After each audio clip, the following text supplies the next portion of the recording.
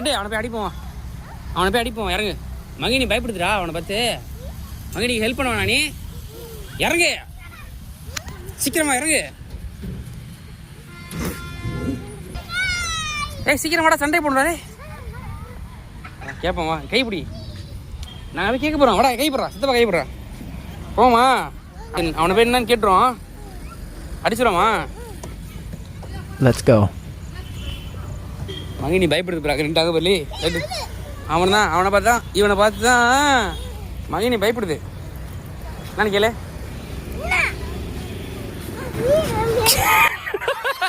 கேளுடா கேளு.